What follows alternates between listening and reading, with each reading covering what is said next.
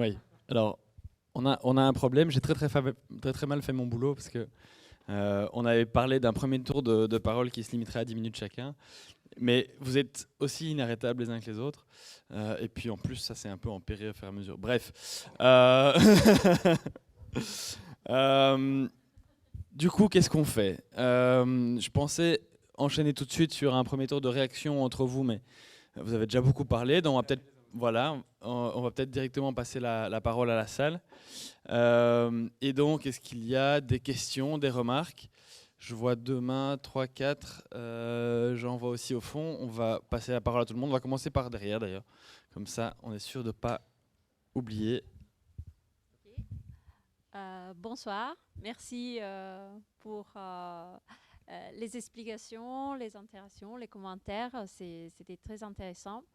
Moi, j'ai un commentaire surtout sur la politique européenne, dont vous mettez beaucoup d'espoir sur ça. Mais à vrai dire, moi j'ai l'impression dernièrement que, bon, on est un peu comme ça, dans le sens que à COP24, on nous a démontré en Pologne qu'ils n'ont pas pris les engagements qu'on espérait déjà. Récemment, le 20 juin, le Conseil européen n'a pas souligné, ce n'est pas engagé en fait aussi dans la baisse d'émissions qu'on espérait aussi. Donc, le Conseil européen donne les directions à l'Union européenne dont on devrait aller. Et en plus, juste il y a 10 minutes, en fait, quelque chose comme ça, le groupe des Verts a dit que, vu que la proposition de la présidente, de la nouvelle présidente candidate à la Commission n'a pas donné aucune ligne d'engagement sur la question environnementale, ils n'ont pas disposé en fait de la soutenir au niveau du candidat de la Commission. Donc je voudrais votre commentaire un peu sur comment vous pensez quelle serait une stratégie pour faire face à ça. Merci. On a 2 micros, ça va être pratique. Merci beaucoup. On va prendre peut-être plusieurs questions en une fois, hein, comme ça on pourrait répondre. Et n'hésitez pas dans vos interventions à dire à qui vous adressez, si vous avez des destinataires particuliers. Et à dire qui vous êtes, si vous voulez aussi, oui, c'est vrai. Merci. Simon Lalieu de Climact, bureau d'études, mais qui n'est pas financé par que le secteur privé, hein, heureusement. Merci d'abord à tous. C'était absolument grandiose comme démonstration, si on somme toutes les interventions. Ma question, parmi d'autres, elle va être destinée à tous ceux qui se sentent prêts à y répondre. Dans les modèles que l'on crée chez Climact, qui sont des modèles pour l'Europe, par exemple, pour diminuer ses émissions de gaz à effet de serre d'ici 2050, pour être complètement décarboné, il y a des leviers de décroissance de la consommation. Par exemple, il va falloir en moyenne, on consomme moins de transport, qu'on se déplace moins, qu'on ait moins de mètres carrés chauffés, qu'on consomme moins de calories en moyenne, etc. Je ne sais pas si ces leviers de décroissance de la consommation amènent à une décroissance de l'économie. C'est le premier élément de question. Deuxième élément de question, une décroissance de l'économie pour décroître nos émissions de gaz à effet de serre en Europe, est-ce que c'est un scénario possible, probable, ou est-ce qu'il faut juste pas faire avec cette hypothèse et travailler avec une croissance à 2%, quoi qu'il se passe? Donc question au niveau européen plutôt, puisque... Merci. Merci. Ça marche? Oui. Bon, j'ai 3 questions et je vais prendre le même schéma que Nicolas, c'est-à-dire une systémique, une individuelle et une politique.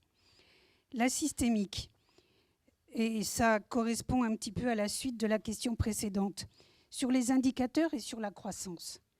Depuis 20 ans, 25 ans, depuis les travaux du PNUD, il y a eu des travaux énormes qui ont été faits sur les indicateurs.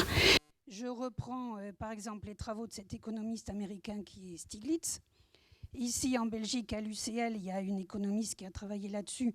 Là, j'ai oublié son nom, mais elle est franchement... voilà, Isabelle Cassirs, voilà, merci. Bon, les travaux d'Isabelle Cassirs, c'est bien d'autres. À l'Assemblée nationale française, il y a eu un rapport pour obliger chaque année à mettre d'autres indicateurs que les indicateurs de croissance, PNB, etc. Jamais ça n'a été utilisé, jamais, jamais, jamais. Au niveau de la Commission européenne, il y a eu des travaux beyond GDP, hein, au-delà du PNB. Qu'est-ce qu'il en est? Qui c'est qui va prendre en main ces indicateurs pour obliger que les rapports qui sont faits par la Commission, qui sont faits par les rapporteurs au Parlement, ne se focalisent pas uniquement sur une croissance économique avec des termes de PNB, mais aussi avec d'autres indicateurs. Et les outils, on les a sous la main. Hein. Bon, il y a eu tout le mouvement des objecteurs de croissance. Il y a eu toute la notion, vous êtes peut-être trop jeune, mais pour parler d'alter-croissance et pas de décroissance. Il faut sortir d'un mouvement binaire entre croissance et décroissance. Il y a, on l'a dit, tous les travaux d'isolation, etc., vont créer des emplois. C'est de la croissance économique, mais c'est une autre croissance. Hein, bon. Donc ça, c'est ma question systémique. Et donc, je l'adresse aussi bien à celui qui a déjà parlé à Nicolas, hein, sur le système. Je voudrais poser une question maintenant individuelle à Benoît Lallemand sur les green bonds. D'après ce que j'ai suivi, il y a des travaux là aussi au niveau de l'Union européenne pour donner des labels, hein, des indicateurs de croissance. Je sais que personnellement, j'ai hérité d'une assurance vie de ma mère. Je ne veux pas la placer n'importe où. Et j'attends qu'il y ait quelque chose de significatif. Pour l'instant, je n'ai rien trouvé. On me dit, ça y est, les banques proposent, ou Finance Watch, dont je suis adhérente depuis longtemps, me dit, il y a un label, j'y mets tout de suite l'argent. Hein. Bon. Donc ça, c'est des actions individuelles. Et je suis sûre que je ne suis pas la seule. On n'attend que ça, de savoir où placer notre épargne pour que ça serve à quelque chose. Et puis maintenant, la question politique, là, ça va plus aller aux parlementaires. On a parlé de l'investiture d'Ursula von der Leyen, mais Madame Lagarde, est-ce qu'il y a une investiture qui est demandée au Parlement européen? Je ne sais pas. Sur la BCE, est-ce que c'est uniquement les chefs d'État qui décident? Est-ce que les parlementaires ont leur mot à dire? Il y avait un article de Piketty dans Le Monde hier parlant justement du travail des banques centrales et tout ce qu'a exposé Benoît Lallemand précédemment. Est-ce que, madame, moi j'ai pas d'a priori contre, hein. Je voudrais simplement avoir votre avis et aussi qu'on lui pose les bonnes questions. On est en train de triturer là, Ursula von der Leyen, mais est-ce que madame Lagarde, on va lui poser aussi ces questions-là, hein, au niveau politique? Voilà, merci.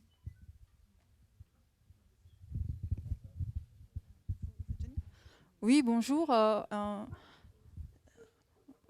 Voilà, je suis Sana, je suis déléguée syndicale. Je suis souvent en contact avec beaucoup de gens qui ont énormément de difficultés à boucler leur fin de mois, qui font partie de la classe moyenne. Alors entendre que la classe moyenne va encore payer, je crois que c'est perdre la classe moyenne. On parle de biodiversité, on parle de beaucoup de choses, mais si ça continue comme ça, la classe moyenne, elle ne va plus exister. Donc on demande déjà beaucoup de choses aux citoyens. On peut éduquer les citoyens, mais je ne pense pas qu'on doive encore demander aux citoyens de payer. Donc il faudrait trouver autrement les financements. Voilà.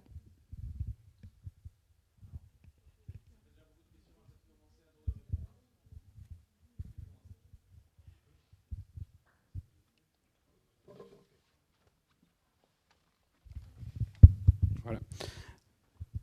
Alors, rapidement, l'ambition européenne, quelle stratégie? Moi, je ne nous ai pas senti si optimiste sur la capacité de l'Union européenne d'y arriver. On a la volonté, pas l'optimisme. Ou on a l'optimisme de la volonté.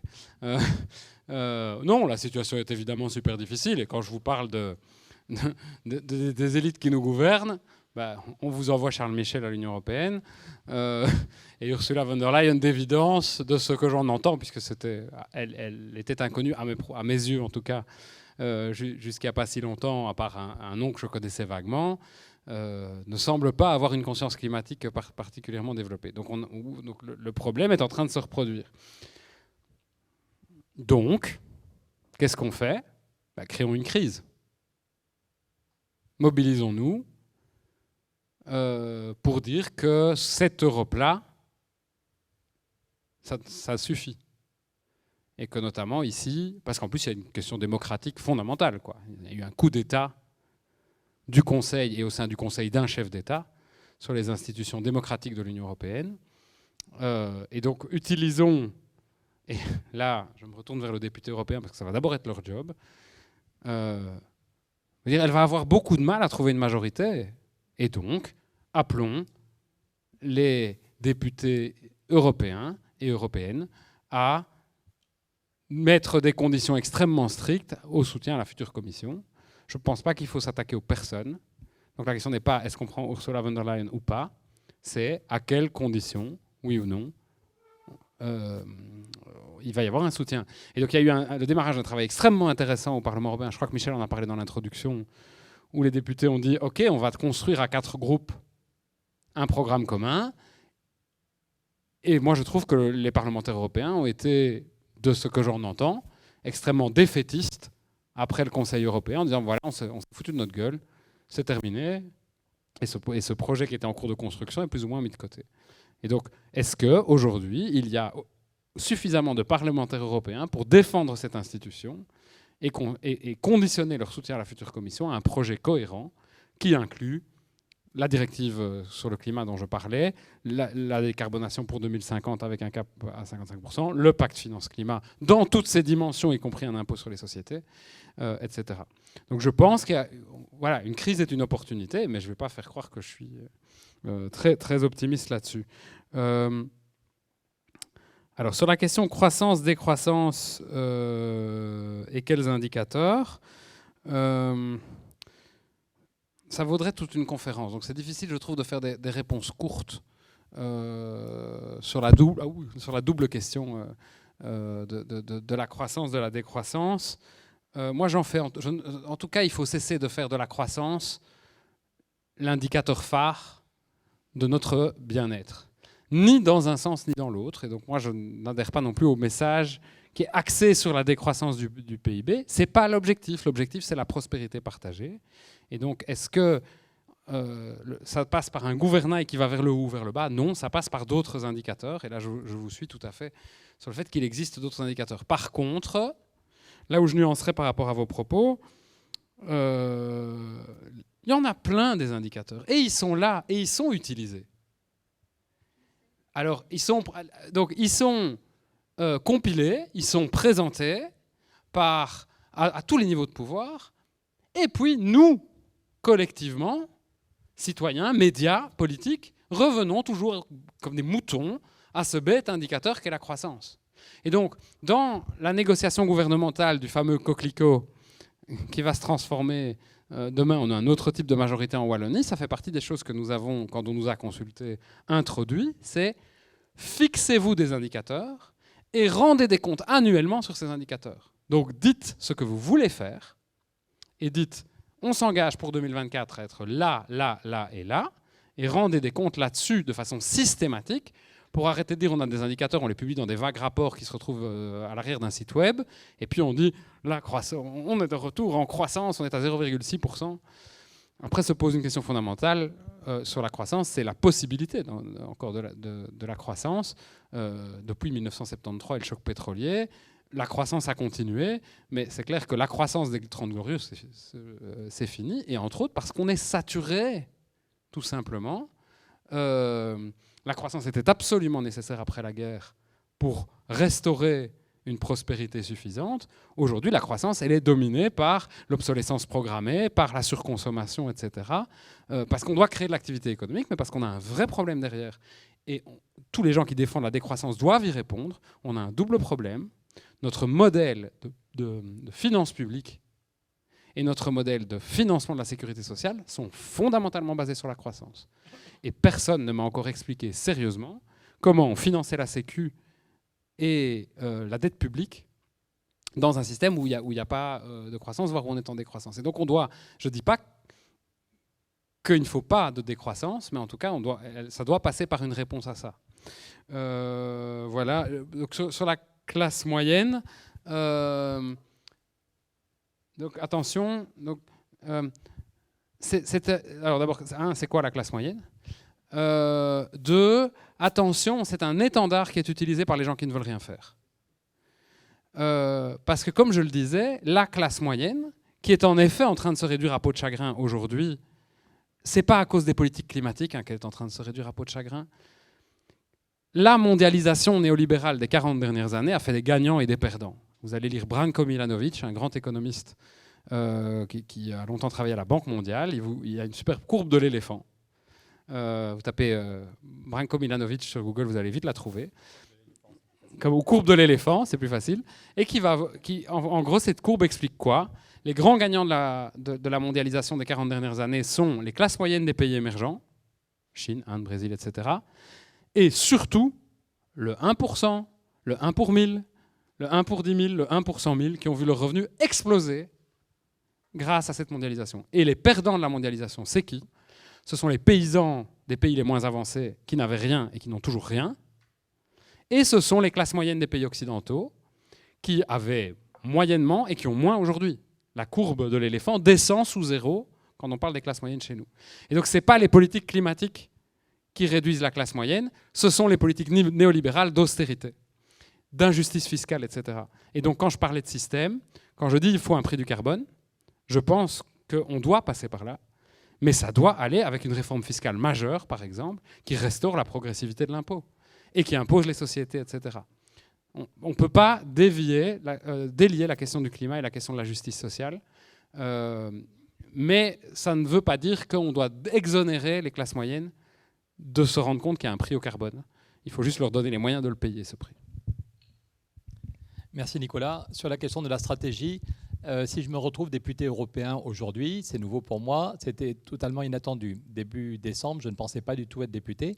Et puis, c'est deux élus belges qui m'ont ouvert les yeux, Philippe Lamberts et Paul Magnette, la même semaine. On est amis depuis longtemps, on a pris des cafés, ils m'ont dit, mais c'est d'abord Philippe Lamberts qui m'a dit, on va sans doute vers une situation inédite où ça va être un énorme bazar, il n'y aura pas de majorité.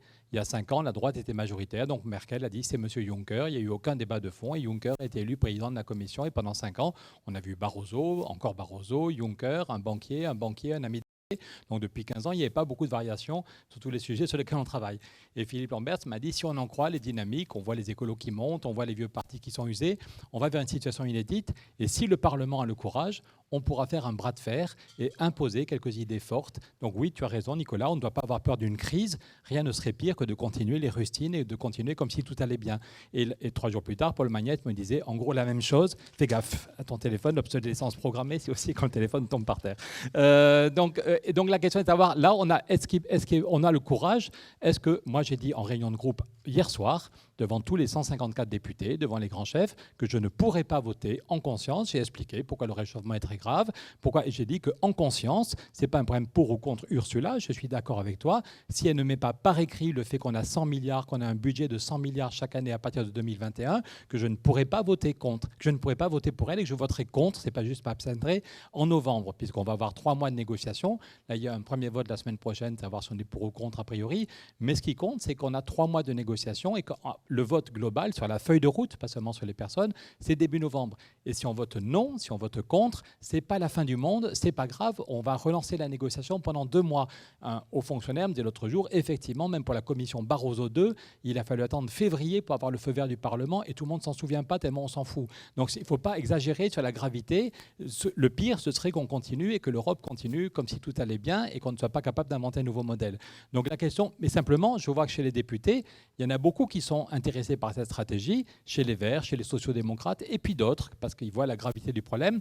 Mais je pense que s'il n'y a pas une pression des citoyens qui nous donne du courage, moi, mon rêve, c'est qu'on ait une stratégie en tenaille. Je répète ce que dit Philippe Lamberts, il n'a pas pu venir ce soir, mais c'est un vieux copain. C'est lui qui dit depuis longtemps qu'il faut des gens, hommes et femmes, qui tiennent bon, qui ont le courage et qui sont capables d'argumenter au sein des instances. Et donc, non, on ne pourra pas voter pour l'investiture de cette commission. Et c'est bien si la stratégie en tenaille, s'il y a des citoyens unis dans leur diversité qui foutent la pression. Donc moi, mon rêve, c'est que le 20 septembre, puisque la prochaine grève pour le climat, c'est très bien d'être dans la rue, mais est-ce qu'on est capable de lancer une initiative? L'autre jour, j'ai vu les syndicalistes qui avaient lancé une ICE sur l'eau. Ils avaient eu presque 2 millions de signatures. Est-ce qu'on est capable de se mettre, non pas d'accord sur une revendication, il n'y a pas de baguette magique, mais il ne faut pas non plus qu'on ait 15 revendications, sinon c'est illisible. Est-ce qu'on est capable d'avoir 2, 3, 4 revendications communes et qu'en même temps, et qu'on dise, les citoyens poussent et des députés disent on est d'accord avec eux, nous on reprend leurs revendications, on ne pourra pas voter pour la commission Ursula de von der Leyen.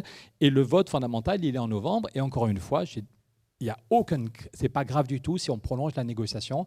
En Allemagne, il aura fallu 5 mois pour arriver à un accord de coalition. Donc l'Europe pourra continuer la route. Voilà. Donc c'est ça, à mes yeux, une question qu'on doit trancher. C'est pour ça qu'on a aussi voulu organiser cette rencontre avant l'été. C'est que dans tous nos réseaux, on se dise est-ce qu'on a envie de travailler ensemble, chacun dans son rôle, mais en pensant qu'on a une fenêtre, que le niveau européen n'est pas le seul. Je suis d'accord avec ce que tu as dit. Il y a nos changements de vie personnels, il y a les changements au niveau d'une mairie, au niveau d'une... Voilà. Mais que quand même, si on avait 400 milliards chaque année et s'il y a une directive qui fait que plus aucune banque... Vous savez, Obama avait fait ce qu'on appelait la loi FATCA. Je parle sous ton contrôle, Benoît. Mais il n'y avait plus aucune banque qui pouvait travailler aux États-Unis si elle n'était pas totalement transparente sur son bilan. Ça avait été un combat de plusieurs mois. Les banquiers étaient furieux, mais il y avait une amende. Si les banquiers n'étaient pas transparents, il y avait une amende qui les tuait. Voilà. Et donc, est-ce qu'on est capable en Europe de faire une directive? Et on va remettre au boulot Olivier Schutter. Il croyait qu'il partait en vacances, mais en fait non. Donc Olivier et les copains qui ont rédigé le pacte climat, ça y est, on l'a en 25 pages. Le pacte climat, il est rédigé. On va leur demander de rédiger la directive qui dit il n'y a plus aucun financement des gouvernements, mais il n'y a plus aucune banque privée au public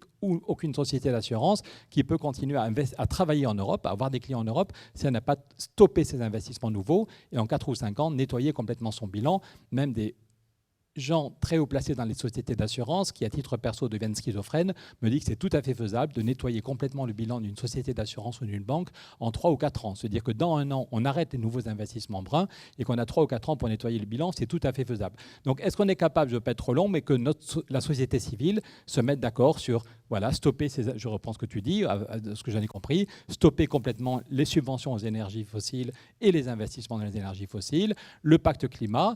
Une autre idée qui est reprise en France par la Fondation Nicolas Hulot, c'est qu'on ne met pas dans les 3% du déficit de Maastricht, on ne calcule pas tous les investissements écologiques, ne peuvent pas être pris, ne peuvent pas être calculés là-dedans. Donc, est-ce qu'on est capable pendant l'été de se mettre d'accord sur 3 ou 4 revendications? Et puis le 20 septembre, on lance une initiative, on lance un recueil de signatures et ça donne du courage et on sera de plus en plus nombreux comme députés à dire on bloque la négociation tant qu'on n'a pas des engagements écrits, fermes. Je le répète, quand le mur de Berlin est tombé, il a suffi de 6 mois pour créer la Bird. Donc il n'y a aucun problème, tout ça est faisable. On a été reçu 3 fois à titre associatif en France au ministère des Finances. Et la 3e fois, un gars nous a dit, bon, j'ai lu tout ce que vous dites, c'est faisable en 1 an. Si on a une commande, et contrairement à ce qu'on nous dit, certains disent qu'il faut l'unanimité et que donc c'est pas possible, ça c'est totalement faux. Je rappelle que pour Schengen, on a commencé avec 5 pays. Puis l'année suivante, on était 8 et maintenant on est 26. Que pour la monnaie unique, que je sache, on n'a pas attendu d'avoir l'unanimité des pays.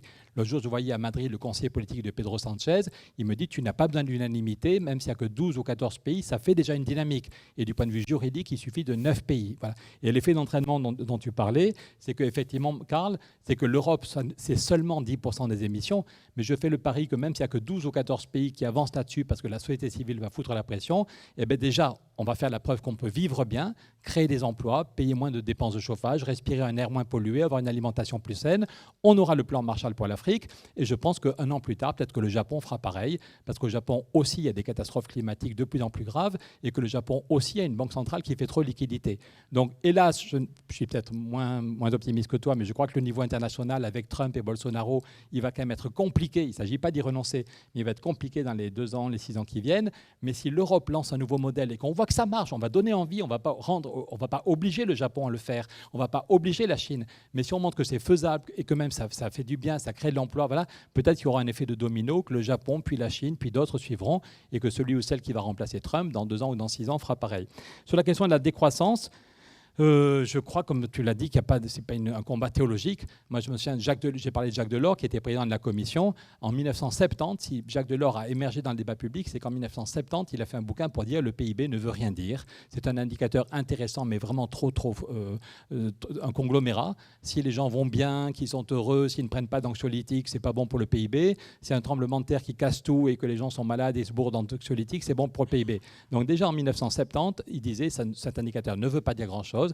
Il faut des indicateurs sociaux. Et voilà. Donc il y a ces indicateurs. La question est de savoir est-ce qu'ils servent vraiment de boussole? Est-ce que c'est ça qui guide nos politiques publiques? Ou est-ce que c'est juste pour des gens qui se passionnent pour la question? Et la décroissance, ce n'est pas une décroissance globale. Si on considère que le PIB ne veut rien dire, ça n'a pas de sens de le tirer vers en haut, mais ça n'a pas de sens de le tirer vers en bas. Et Edgar Morin dit très bien, il y a des choses qui doivent croître et d'autres qui doivent décroître. Le nombre de gens qui ont une vie agréable, qui ont un boulot correct, qui ont accès à la culture, qui peuvent avoir... Voilà, ça doit croître. Et par contre, notre consommation d'énergie, elle doit être divisée par 2 dans les 10 ans qui viennent. Et donc, ce n'est pas très grave en matière d'emploi. Ça nous obligera aussi à reposer une autre question, la question du temps de travail. C'est un sujet tabou. La première fois que je suis venu en Belgique, c'était en 93, parce que j'avais, avec d'autres, lancé le débat sur la semaine de 4 jours. Quand le secteur de l'automobile en Allemagne fait le chantage en disant c'est catastrophique, si on veut diviser par 2 nos émissions de CO2, ça va être une catastrophe dans l'automobile. Il faut juste leur rappeler qu'en 93, Volkswagen avait 30 000 personnes en trop. Les politiques ont dit vous faites comme vous voulez, mais c'est 0 licenciement. Et Volkswagen est passé à 28 heures en conservant à 97% le salaire. Donc même s'il y a une baisse d'activité, oui, on peut dire aux gens de l'automobile qu'ils feront plus de transports en commun, mais quand même, il y a des secteurs où on va diminuer la production. Et bien, ce n'est pas grave, on va relancer le débat sur le temps de travail. Les gens qui sont passés à 4 jours en France, il y a 400 entreprises qui sont passées à 4 jours. Ils vous disent tous que c'est très, très agréable de passer à 4 jours. Il y a un jour par semaine, on est chez soi, on ne prend pas sa voiture, on est cool, on fait ce qu'on veut. Donc, il n'y a pas de tabou. Il y a des secteurs qui doivent décroître et ce n'est pas une catastrophe en termes d'emploi. Et on en reparlera, Nicolas, du financement de la protection sociale. Les 400 entreprises en France qui sont passées à 4 jours, elles ont toutes... Aucune n'a baissé les salaires. L'idée, c'est que si l'entreprise passe à 4 jours, elle arrête de payer les cotisations chômage, ce qui lui permet d'être équilibrée si elle a créé des emplois sans baisser les salaires. Maminova, par exemple les yaourts Maminova, ils ont créé 120 emplois. Ça fait en gros 90 chômeurs en moins. Ce n'est pas mécanique, mais ça fait 120 personnes qui cotisent pour les caisses de pension ou les caisses de maladie. Voilà. Donc ce qui amène aussi à revoir, mais ce n'est pas le sujet de ce soir, la façon dont la part de la richesse qui va au salaire dans tous les pays occidentaux, la part des salaires qui va au salaire et aux cotisations de pension et de sécu a considérablement baissé depuis 30 ans. Donc peut-être qu'il faut la rééquilibrer. Ce n'est pas le sujet de ce soir, mais même sans une croissance économique forte, on peut, ce que tu as dit qui est fondamental, le but, ce n'est pas la croissance, c'est la prospérité pour tous. Que chacun et chacune n'a qu'une vie. Est-ce que chacun et chacune peut vivre dignement en protégeant la planète, aussi bien dans les pays du Nord que dans les pays du Sud? Dernier point sur la question de la classe moyenne. Encore une fois, Nicolas parlait presque aussi vite que moi, mais je pense qu'il n'y avait aucun doute sur ce que... C'est pas un compliment, il faut qu'on se corrige quand même pendant les vacances. Hein. Mais il n'y a aucun doute sur ce qu'il a dit. Ça n'est pas à la classe moyenne de payer. On va tous faire des efforts, arrêter de prendre l'avion, prendre moins souvent la voiture, manger moins de viande, mais financièrement, ce n'est pas à la classe moyenne de payer. On montre qu'il n'y a jamais autant de liquidités, qu'il n'y a jamais autant de dividendes. Donc s'il faut payer financièrement, ce n'est pas à monsieur et madame tout le monde, ce n'est pas choquant de demander un effort aux actionnaires, c'est tout à fait faisable. Encore une fois, Roosevelt n'était pas un marxiste-léniniste qui a tué l'Amérique. L'Amérique a tenu très très bien pendant 80 ans avec un impôt sur les bénéfices à 38%.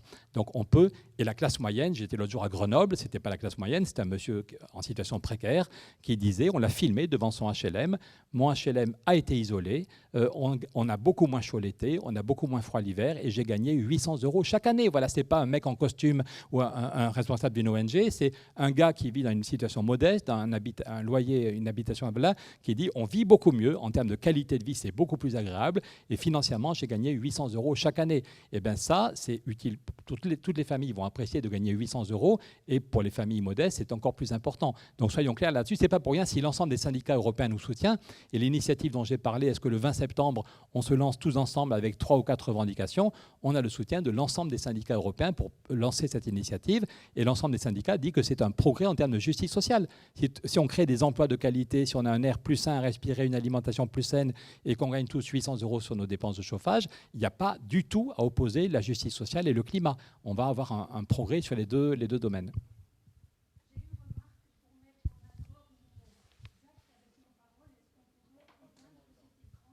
On peut éteindre cet écran. Bonne idée.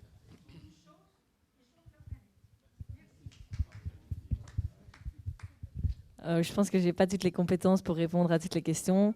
Moi, j'aimerais bien juste expliquer que les jeunes sont conscients qu'il n'y a pas d'opposition entre résoudre le problème climatique et les inégalités dans le monde.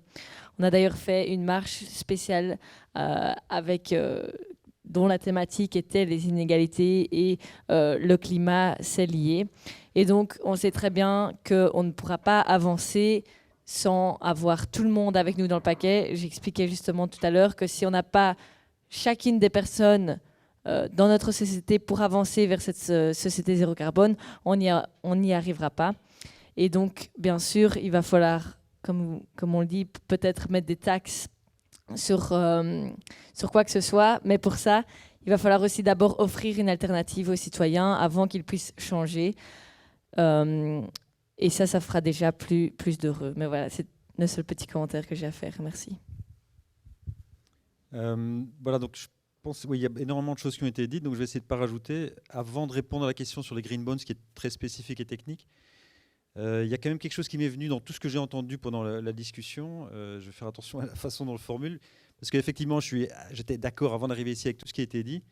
Et j'imagine qu'une des raisons pour lesquelles nous on exige chez Finance Watch, et c'est une sorte de dichotomie, à mon avis, dont on est tous plus ou moins conscients, ou qu'on sait inconsciemment, c'est que, très franchement, l'essentiel de ce qui a été dit ici, les marchés financiers, je ne trouve pas d'autres formules, donc m'excuserez de vulgaire, et grosso modo, ils s'en foutent.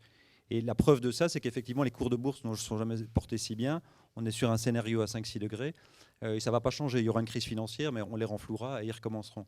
Et donc, je pense que c'est absolument clé de comprendre que le système fonctionne très bien. On a parlé de débilité du système, etc. Pas du tout. Le système fonctionne extrêmement bien. Du point de vue des marchés financiers, ils le savent bien. Et je répète, on le voit dans les cours de bourse.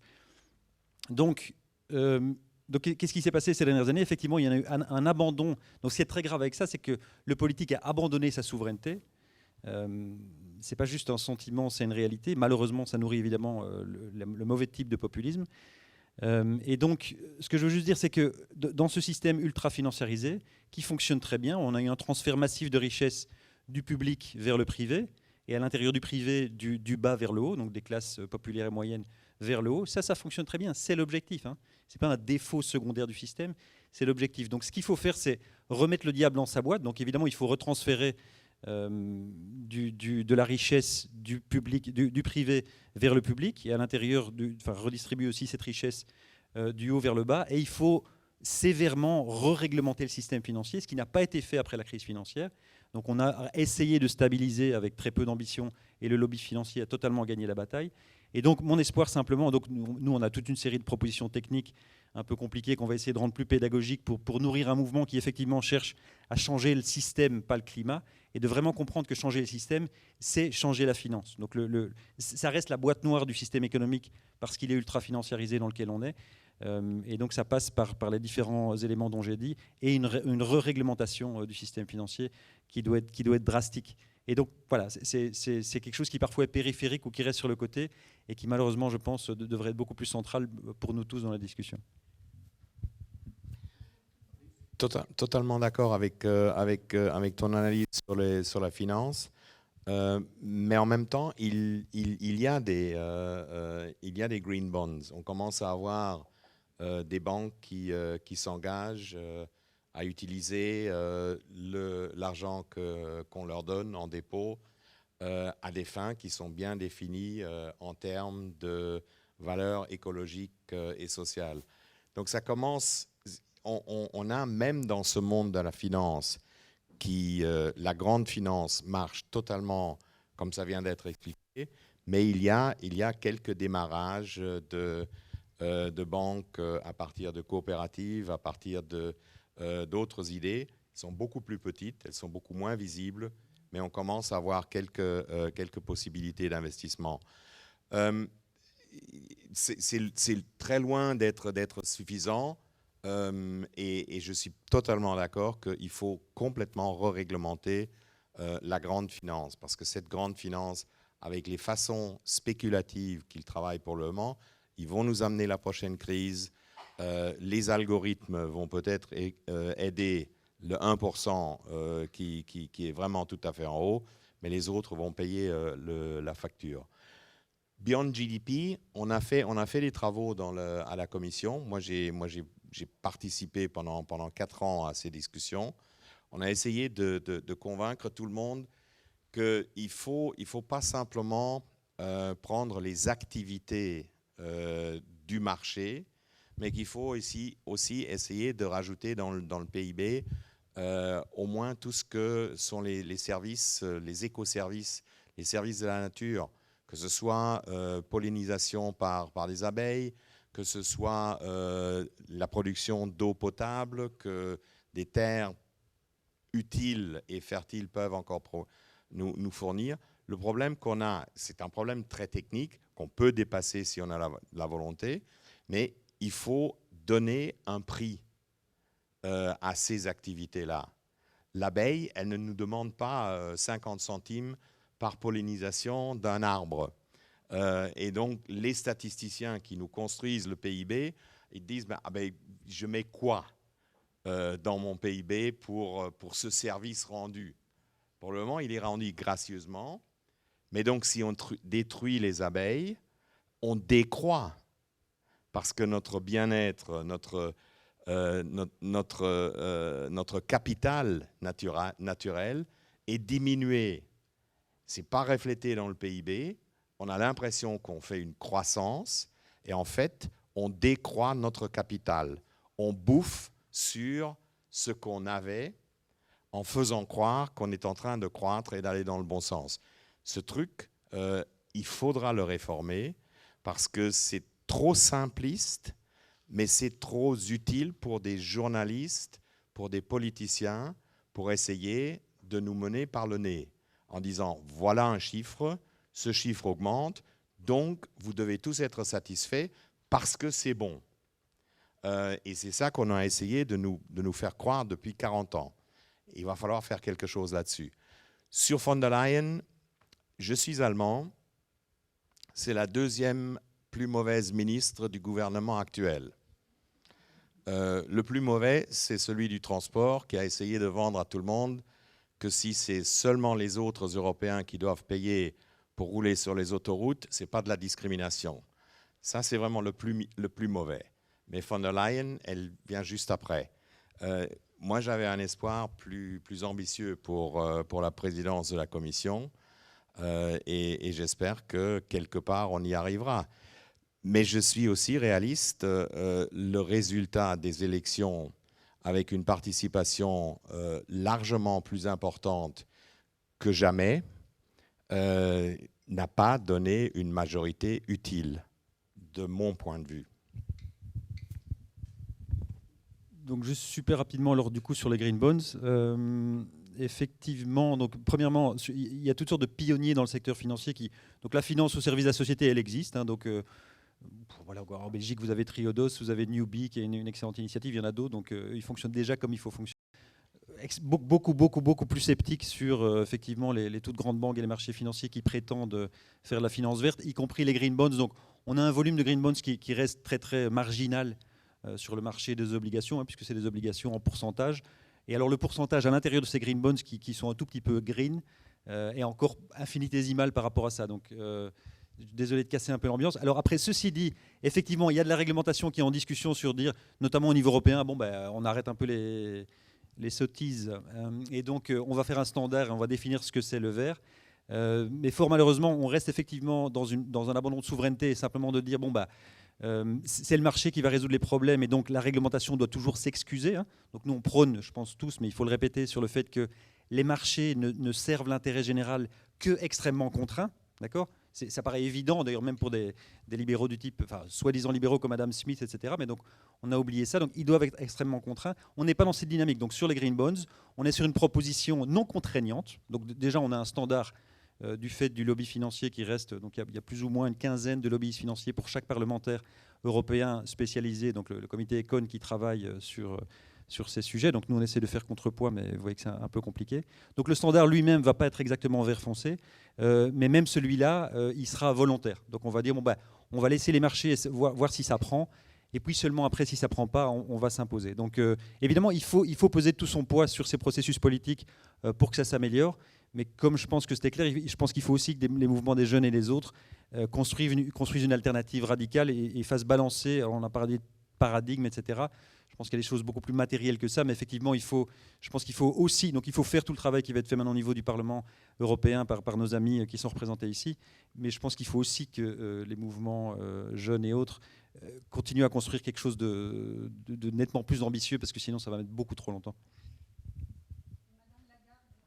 Alors, vous avez Stanislas Jourdan qui se trouve là juste derrière, qui dirige Positive Money Europe, et dont l'objectif principal c'est de reprendre un peu de souveraineté par rapport à la Banque centrale, et donc qui fera tout pour que les bonnes questions soient posées à Mme Christine Lagarde, qui ne doit pas être validée par le Parlement européen, mais qui sera tout de même questionnée. Donc, Alors, j'ai une bonne et une mauvaise nouvelle. J'ai une bonne et une mauvaise nouvelle. Je commence par la bonne.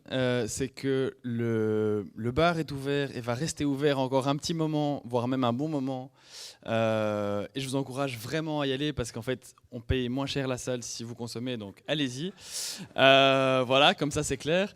Et voilà. Et donc, la bonne nouvelle, c'est que du coup, la discussion, on va pouvoir continuer autour d'un verre. La mauvaise et la corollaire, c'est qu'on a déjà 30 minutes de retard sur le programme et donc on ne va pas retenir tout le monde dans ce format-ci, mais la discussion continue dans un format plus entre nous, et on espère vraiment que ce soir a pu être l'occasion de planter des graines qui germeront au printemps, enfin à la rentrée, voire même peut-être plus tôt. Qu'est-ce qu'il dit ? Oui, c'est ça, voilà. Et donc, on termine par vous donner rendez-vous au moins le 20 septembre, bien entendu, et peut-être même avant d'ici là, en espérant qu'on sera très nombreux à porter des revendications communes et faire vraiment bouger l'Europe. Voilà, merci beaucoup encore à toutes et tous. Et puis, la soirée se clôture, mais par contre, on m'a demandé une petite annonce, dont je passe le micro pour ça, mais déjà, merci. Voilà, merci beaucoup pour ce micro. Donc je me présente, je suis Rodolphe Paternostre, je suis cofondateur d'une start-up bruxelloise qui s'appelle Beer Food. Je vous passe aujourd'hui un petit appel à l'action de toutes les belles choses qui ont été dites ce soir. Nous, en fait, on lutte contre le gaspillage alimentaire en récupérant les grains qui ont servi à faire la bière et en les transformant en crackers apéritifs. Vous allez pouvoir les goûter au bar tout à l'heure. N'hésitez pas à venir parler avec nous. Et là où je demande votre aide, c'est qu'on est en train de faire un financement participatif. Il termine demain et on a encore besoin de votre soutien. Merci beaucoup et avec beaucoup de plaisir, je vous en parle au bar. Merci.